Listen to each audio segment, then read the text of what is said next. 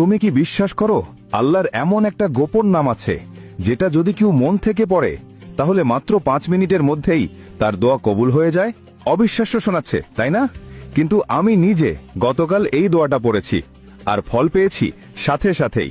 আজ আমি তোমাকে শোনাবো সেই দোয়াটা যেটা বদলে দিতে পারে তোমার পুরো জীবন ইনশাআল্লাহ।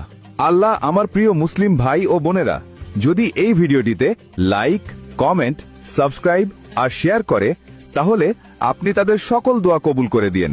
সবাই একসাথে বলুন আমিন, কারণ আল্লাহ তাআলা একসাথে 40 জন আমিন বললে সেই দোয়া কবুল করেন। সুবহান আল্লাহ।